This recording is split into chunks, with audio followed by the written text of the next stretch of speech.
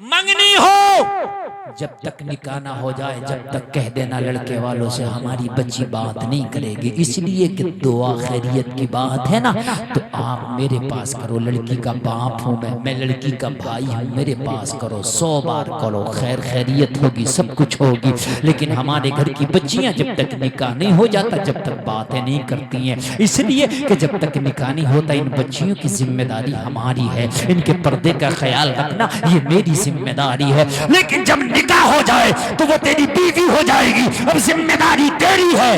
अब तू जिस तरह से चाहे इसे रख, इसलिए कि अब सवाल तुझसे होगा। निकाह से पहले जिम्मेदारी उसके बाप भाई की है, निकाह के बाद जिम्मेदारी उसके शौहर। समझ रहे मेरे भाई के लिए? समझ रहे? अब तो निकाह के बाद में भी जब बुला के लाता तो अपाचे मोटरसाइकिल पर बिठाल के ऐसे ला रहा होता है, छिपकिया बना के, बिल्कुल जैसे छिपकली को चिपका के ला रहा होता है। बिल्कुल शर्म नहीं है, बिल्कुल हया नहीं है। अच्छा, बिल्कुल हया नहीं है, हया का पास नहीं है, लिहाज नहीं है। पहले लोगों का हाल ये था, लोगों ये हाल था पहले लोगों का कि अगर कोई अपनी छत पे चढ़ता था ना, बस्ती में कोई पेड़ पे चढ़ता था ना, तो ऐलान करता था हम अपनी छत पे चढ़ रहे हैं, पर्दे हो जाओ। आज होता, आज 5 मंजिल पे भी चढ़ता तो कोई ऐलान नहीं करता। क्यों नहीं करता? इसलिए कि पहला पर्दा करती थी, इसलिए पर्दे का ऐलान होता था। अब जब पर्दा ही नहीं हो रहा तो कोई ऐलान क्यों? पहले कोई नहीं चढ़ता था छत पे, क्यों चाचा? ऐलान होता था पर्दे हो जाओ, हम छत पे चढ़ रहे हैं। अब नहीं, अब नहीं है। अब किसको कहें पर्दे हो जाओ? तो मर्द को खुद पर्दे होना पड़ रहा है। समझ रहे हैं आप? अब तो मर्द को खुद पर्दे होना पड़ रहा है।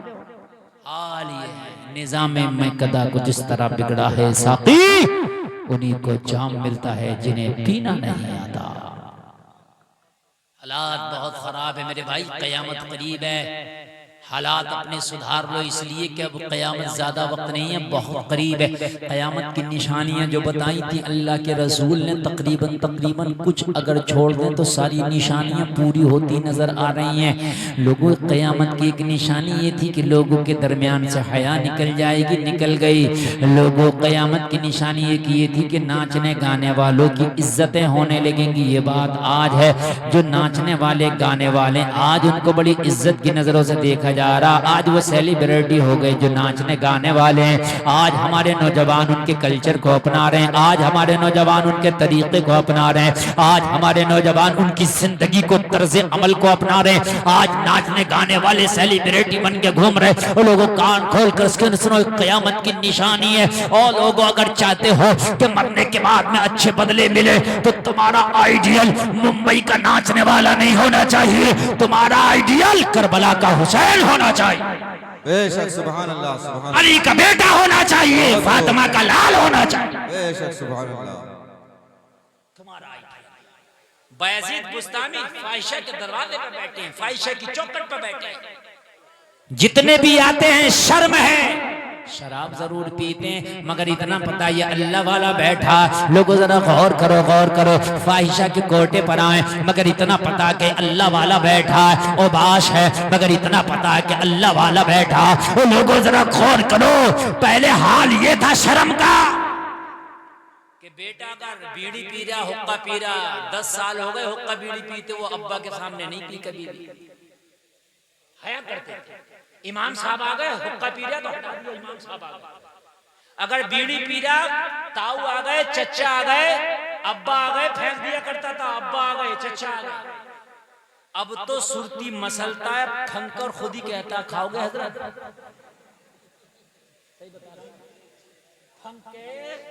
और खूब मसल के कहता खाओगे। हया खत्म हो गई, हया बिल्कुल खत्म, शर्म नहीं रही लोगों में। ये क़यामत की निशानी है। बायजीद बुस्तामी बैठे हैं अल्लाह वाले, और उनकी वजह से कोई रुक ही नहीं। मगरिब का वक्त हो गया, मस्जिद में अजान होने लगी, मस्जिद में पुकारने वाला पुकारने लगा, अल्लाहु अकबर, अल्लाहु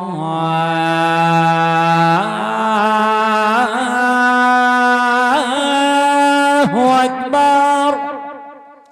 मगरिब की अज़ान, अल्लाह वाला बैठा है, बायज़ीद बिस्तामी बैठे हैं। अल्लाह वालों की शान ये है कि वो दुनिया में कहीं पर भी चले जाएं, दुनिया का कैसा भी इलाका, कैसा भी खित्ता हो, वो दुनिया की परवाह नहीं करते, माहौल की परवाह नहीं करते। वो परवाह करते हैं तो अल्लाह की इबादत की परवाह करते हैं। फाहिशा का दर है, फाहिशा का घर है, उसकी चौखट है, अजान हो रही है। बायज़ीद बिस्तामी ने मगरिब की नमाज की तैयारी कर ली। सुभान अल्लाह, यार जरा जोर से बोल दो सुभान अल्लाह। मगरिब की नमाज की तैयारी कर ली। अल्लाह अल्लाह, इधर अजान हुई, इधर मुसल्ले पे बायज़ीद बिस्तामी खड़े हो गए, नमाज मगरिब अदा कर ली। नमाज मगरिब अदा करने के बाद जैसे ही मुसल्ले पे बैठे, फाहिशा की खादमा आ गई। फाहिशा ने भेजा, जाओ आज देखो दरवाजे पे कितने लोग आए, सबकी लिस्ट बना के लेके आओ, सबकी लिस्ट बना के लेके आओ। जब खादमा आई तो क्या देखा कि दरवाजे पे आज कोई है ही नहीं, ना कोई शराबी है, ना जुआरी है, ना सट्टेबाज है, ना ओबाश है, ना नफ्स परस्त है, ना हबश का पुजारी है, कोई नहीं।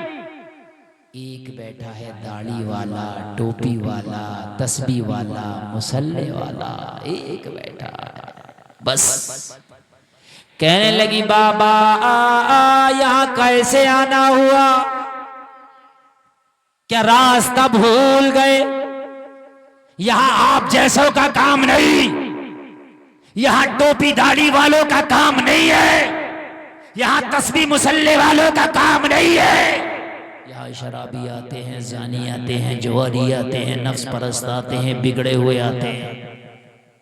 आपने फरमाया रास्ता हम नहीं भटके हैं, रास्ता तेरी मालिकिन भटक गई है। हम इसलिए आए हैं कि अब या तो वो रहेगी या हम रहेंगे, फैसला करना है। तो कहा आप क्या चाहते हो?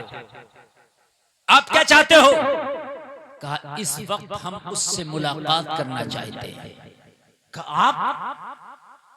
आपका काम उससे मिलना नहीं है। कहने लगे तेरा ये काम नहीं है कि मेरा काम मिलना है कि नहीं है, ये बता कि उससे मिलने के लिए फीस कितनी लगती है, हम मिलना चाहते हैं। गई भागी भागी, दौड़ी दौड़ी गई और जाने के बाद उस फाहिशा से बोली, आज तेरी चौखट पर कोई नहीं है, जो रोजाना आते थे वो नहीं है, शराबी नहीं है, उबाश नहीं है, नफ्स परस्त नहीं है, हबश का पुजारी नहीं है। कहने लगी फिर कौन है? कहने लगी बस एक बैठा है, टोपी वाला, दाढ़ी वाला, तस्बीह वाला, मुसल्ले वाला, अल्लाह अल्लाह वाला।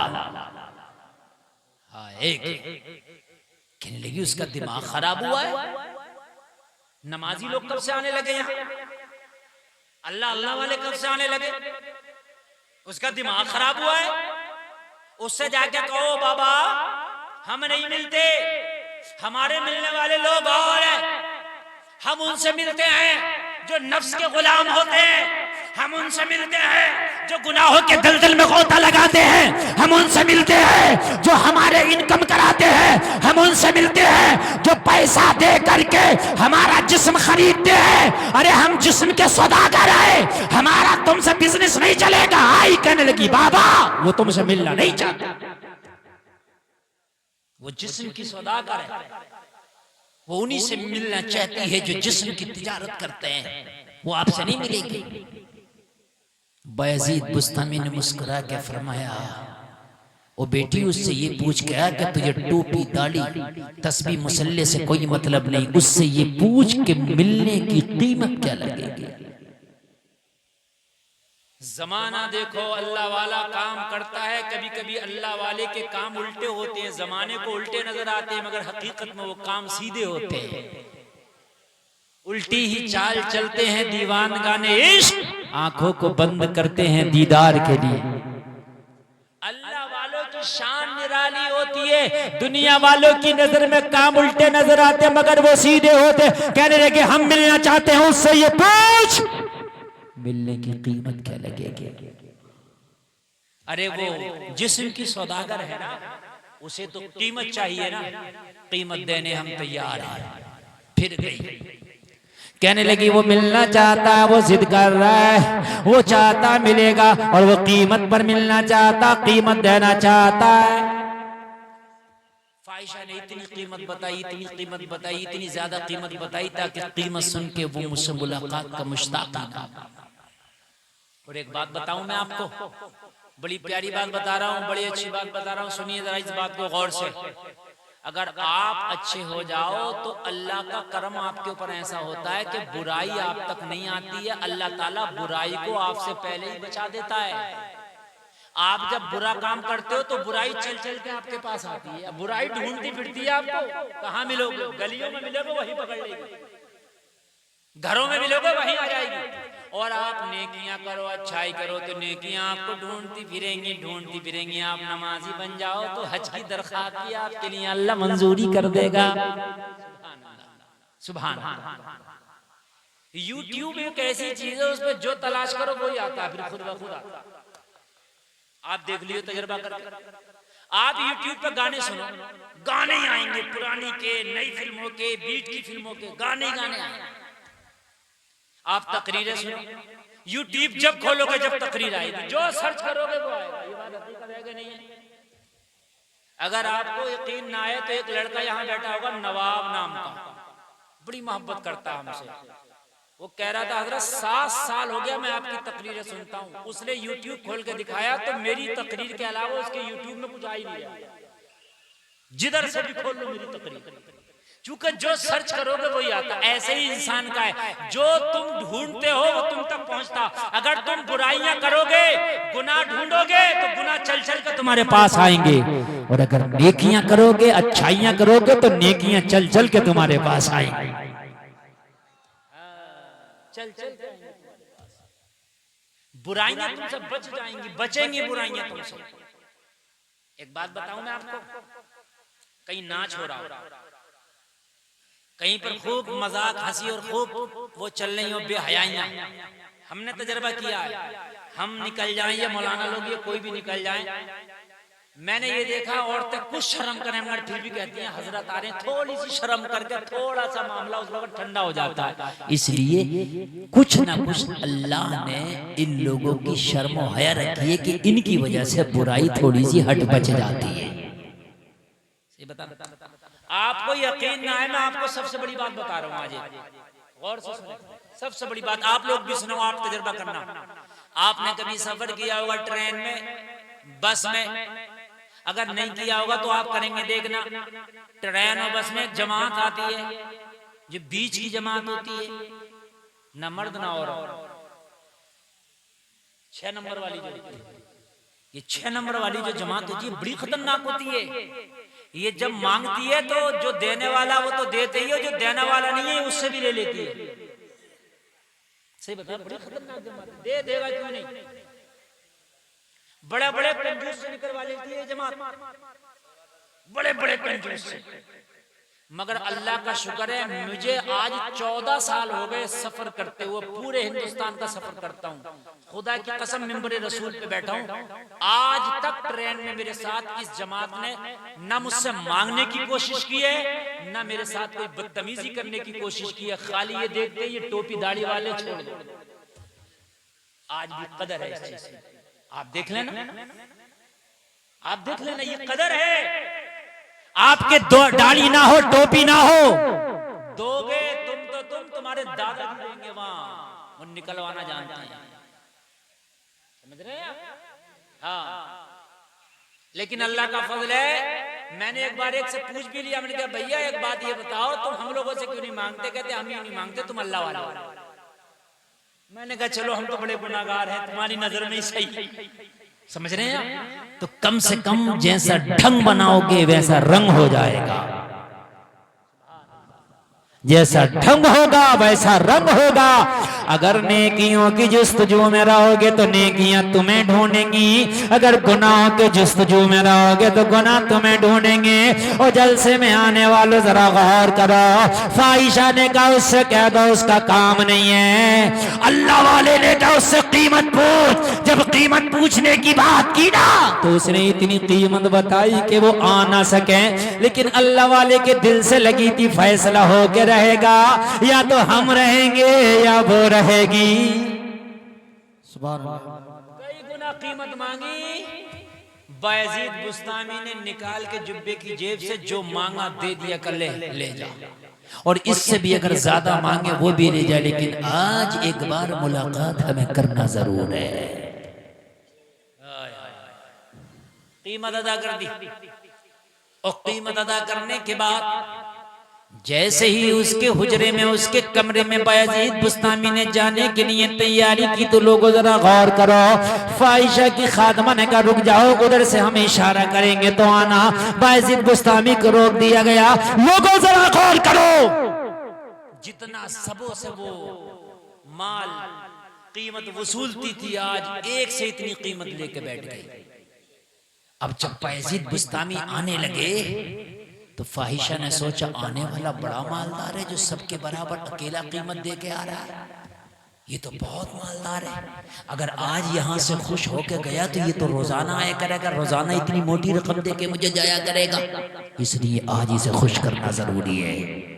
मगर उसको क्या पता था तेरी क्या औकात तो उस अल्लाह वाले को खुश करे। आज अल्लाह वाला ही तेरी जिंदगी बदल के चला जाएगा। सुभान अल्लाह, सुभान अल्लाह। बहुत प्यारी बात कर रहा हूँ। अभी जिक्र हुसैन भी करूंगा, करबला पे भी आऊंगा, मगर मैं हुसैनियत बता रहा हूँ बस, उसके बाद हुसैन का जिक्र। और उठ कर ना जाए, मैं देख रहा हूँ कि कुछ लोग उठ के एक आध आदमी जा रहा है। नौजवानों, तुम्हारी जिंदगी का ये बहुत हसीन लम्हा है, आप उठ के भी जाओगे तो घर जाके कुछ नहीं कर लोगे, लेकिन यहाँ बैठे रहोगे तो रब की रहमत में बैठे, रब की रहमत में बैठे। आप जरा गौर करें, जरा गौर करें। मेरे भाई जैसे ये पहुंचे, फाहिशा ने मजीद बनाओ सिंगार किया, आज खुश करके भेजूंगी। अल्लाह वाला आया है, आज इस पे अपना रंग चढ़ा के भेजूंगी। मगर इसे क्या पता था अल्लाह वालों पे ऐसा रंग चढ़ा हुआ होता, उन पे किसी का रंग नहीं चढ़ता, वो जमाने में अपना रंग चढ़ा देते। सुभान अल्लाह, सुभान अल्लाह। बहुत ख्वाजा गरीब नवाज हिंदुस्तान में आए तो किसी हिंदुस्तानी का रंग न चढ़ा, मेरे ख्वाजा ने 90,000 पे अपना रंग चढ़ा के छोड़ा। सुभान अल्लाह। तो बोल रहा है आज हमारे नौजवानों पर रंग बहुत जल्दी चढ़ जाता है।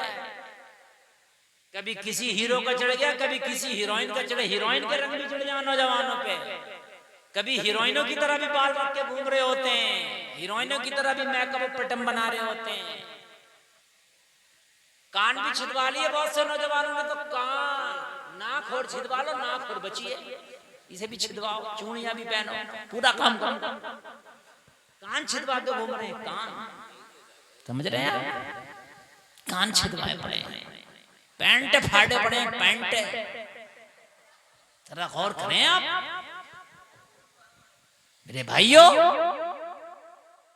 रंग चढ़ गया तुम्हारे ऊपर जमाने का, जिसके ऊपर मोहम्मद रसूलुल्लाह का रंग चढ़ जाता है उस पर किसी का रंग नहीं चढ़ता है। हाँ भाई वाह, नारे तकबीर, नारे रिसालत, मसलके आला हजरत फैज़ाने सरकारे मदीना, जिक्र शहीद आजम कॉन्फ्रेंस हजरत अल्लामा मुफ्ती गुलफाम साहिब किबला, नारे तकबीर, सुभान अल्लाह। नबी की मोहब्बत का ऐसा रंग चढ़ा लो, कुरान का ऐसा रंग चढ़ा लो अपने ऊपर, इश्क़ रसूल का ऐसा रंग चढ़ा लो, जहां जाओ तेरे ऊपर किसी का रंग ना चढ़ सके। जिधर से गुजरता चला जाए अपने रंग में रंगता चला जाए। सुभान अल्लाह। ये रंग है। आज अगर पूछो बीड़ी वाले से कहाँ से पीरा, करा दोस्तों ने सिखा दिया। शराबी से पूछो, कहता दोस्तों ने सिखा दिया शराब पीना। जुआरी से पूछो, जुआ कहाँ से खेलता, दोस्तों ने सिखा दिया। दोस्तों का रंग तेरे ऊपर चढ़ गया, तेरा रंग दोस्तों पे क्यों ना चढ़ सका? होना तो ये चाहिए था शराबियों में जाता, उनकी शराब छुड़ा देता। बेनमाजियों में जाता। मैंने देखा कि अच्छा खासा नमाज पढ़ ला, बेनमाजियों में बैठने लगा, अपनी भी जमात छोड़ दी। क्यों छूट गई जमात? कहने लगा मौलाना जरा बैठ गया था। बे बेवकूफ, तेरी उन्होंने छुड़वा दी तो तूने उन्हें पढ़वा क्यों नहीं दी? यार जरा बोलो ना। जब वो तेरी छुड़वा सकते हैं तो तू उन्हें पढ़वा क्यों नहीं सकता? उनका रंग तेरे ऊपर चल रहा है, तेरा रंग उनके ऊपर क्यों नहीं चल रहा? तेरा चल रहा, अपना भी चढ़ा क्या ना। बस हमारे नौजवानों का तो यार बस वो कैसेट लगाएंगे उस वाली, वो नीस साबरी वाली, बड़े झूमेंगे। मुझे चढ़ गया चिश्ती रंग, रंग बड़ा झूमेगा, चिश्ती रंग चढ़ गया। फजर पड़ी ना, चिश्ती रंग चढ़ गया। बेपर्दगियों का घर में माहौल है, तेरे पर चिश्ती रंग चढ़ गया। तेरे पर चिश्ती रंग नहीं, तेरे पर बोरान चढ़ गया, बोरान। तुझे आगरे के पागल खाने में जाने की जरूरत है, सही बता रहा। चिश्ती रंग चढ़ गया, खुदा की कसम अगर चिश्ती रंग चढ़ गया होता तेरे ऊपर तो तेरे रंग ढंग गैरों की तरह नहीं होते, तू सुन्नत रसूल के सांचे में ढला होता। बेशक सुभान अल्लाह। बहुत जिंदाबाद जिंदाबाद। बहुत तेरे घरों से कुरान की तिलावत की आवाज़ें आ रही होती, तेरे घर से अल्लाह अल्लाह की सदाएं आ रही होती। फजर के वक्त में तेरे घर में सन्नाटा ना छाया होता। फजर के वक्त में तेरे घर में खर्राटे लेके नहीं सो रहे होते, बल्कि फजर का वक्त होता, तेरे घर में बच्चा बच्चा जागा होता। ए लोगों, तेरी बीवी भी नमाज पढ़ रही होती, तेरी अम्मी भी नमाज पढ़ रही होती, तेरी बहनें भी नमाज पढ़ रही होती, तू भी मस्जिद में नमाज के लिए गया होता। और फजर के बाद तेरे घरों से कुरान की तिलावतों की आवाजें आ रही होती, कुरान के पारों की आवाजें, खुदा की कसम तिलावतें हो रही होती।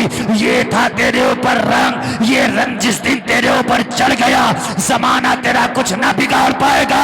जिधर से तू गुजर जाएगा, जमाना तेरे रंग में रंगता नजर आएगा। बहुत खूब। नारे तकबीर या रसूल अल्लाह, या रसूल अल्लाह। जिंदाबाद जिंदाबाद। अल्लाह या रसूल अल्लाह। बहुत जिंदाबाद। माहौल बड़े खराब है। रंग इस्लाम का इतना चढ़ा लो, इतना चढ़ा लो कि तुम्हारे ऊपर से कोई रंग ना उतार सके। जहां जाओ तेरे रंग में रंग जाए। बड़ा मुश्किल है इस वक्त इस्लाम पर अमल करना। समझ रहे हैं आप? ए मोबाइल वालों, ए कंगन वालों, बात सुनो, बात सुनो, बात सुनो। अपनी बात मत करो, आज मेरी सुनो। अच्छी नहीं लग रही क्या मेरी बात आपको? समझ में नहीं आ रही? समझ में आ रही है ना? समझ में आ रही है तो सुन लें आप। इतना बुरा माहौल हो गया, इतना बुरा माहौल हो गया, इतना बुरा माहौल का। बेपर्दगी इतनी आम हो गई, इतनी आम हो गई, इतनी आम हो गई मेरे भाइयों। बेपर्दगी को इतना अच्छा समझाना लगा कि बेपर्दगी को बुरा ही नहीं समझा जा रहा। अगर कोई बच्ची पर्दा करने लगे, कोई बच्ची अगर हया का जेवर पहन ले, कोई बच्ची पर्दे में रहने लगे, मजाक बनाती है उसकी सहेलियां, मोहल्ले की औरतें कहती है बहुत बड़ी मुल्लानी बन के दिखा रही हो, पर्दे में से नहीं निकल रही हो, बड़ी भारी मुल्लानी बन रही हो। जबकि सही बात तो ये थी कि ये बच्ची सही है। कनीज़े फातिमा बन के बैठी है, यही बच्ची सही है। जो बेपर्दा बाजारों में घूम रही वो सही नहीं है ना। अपना रंग ऐसा रंग लो, अगर झूठों में जाओ तो उसका झूठ छुड़वा दो, बेनमाजियों में जाओ तो उन्हें नमाजी बना दो, शराबियों में जाओ शराबे छुड़वा दो, लोगो झूठ बोलने वाले में जाओ उनके झूठ छुड़वा दो। अरे गौसे आजम अब्दुल कादिर जिलानी, जिनको तुम बड़े पीर दस्तगीर कहते हो, जिनको तुम मोहब्बत में 11वीं शरीफ करते हो, बचपन में डाकुओं में चले गए। जा रहे हैं काफिले के साथ पढ़ने के लिए, डाकू मिल गए रास्ते में। डाकुओं ने घेर लिया गौसे आजम का काफिला। मोहब्बत से सुनना, डाकुओं में, डाकुओं के सामने बड़े बड़े अच्छों की बोलती बंद हो जाती है, लेकिन मेरा गौस डाकुओं में भी आ गया, डाकुओं में फंस गया। चारों तरफ से डाकुओं ने घेर लिया, लूटना शुरू कर दिया। काफिले वालों को लूटा, उनका माल लूटा। जब सबको लूट लिया, गौसे आजम का बचपना है, इन पर किसी की नजर नहीं पड़ती, इनको तो ये देखकर छोड़ दिया करते, ये बच्चा इस पे क्या होगा। लेकिन एक डाकू ने सोचा लाओ मालूम करने में क्या जा रहा है, इस बच्चे से भी मालूम करके देखूं, हो सकता है इसके पास कुछ हो। गौसे आजम के पास आया, आके कहने लगा बच्चा कि तुम्हारे पास भी कुछ है। गौसे आजम ने फरमाया हाँ है ना, हमसे तो किसी ने पूछा ही नहीं, 40 अशरफियां हमारे पास है। तो पड़ गया, कहने लगा बच्चा तुम तो बता ही नहीं रहे 40 तशरीफियां। हाँ, तो कहने लगे तुमने क्यों नहीं बताई? काम से किसी ने पूछा ही नहीं। हमने बताया नहीं, तुमने पूछा बताया? तो कहा सब लोगों से तो माल पूछा जाता, तो डाकुओं से माल छिपाते, मना करते हैं नहीं ये होता, जब भी मना करते हैं तुमने कैसे बता दिया? कहने लगे हमने इसलिए बता दिया, हमारी अम्मा जान ने कहा था बेटा कभी झूठ ना बोलना। हम तो रंग में रंगे हुए हैं, झूठ बोलने के लिए मना कर दिया, तो इसलिए हमने बतला दिया। कहा कहाँ ये हमारी सदरी की जेब में सिली हुई है, निकालो, निकाल के दे दी। जरा गौर करें बेटा, बता दो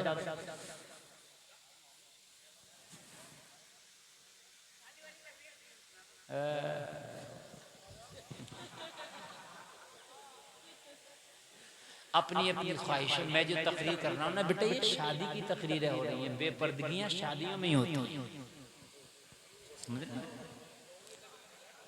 और दूसरी एक बात ये है, हकीम वो है जो नब्ज पकड़ के दवा दे, हकीम वो नहीं है जो मरीज से पूछ के दवा दे।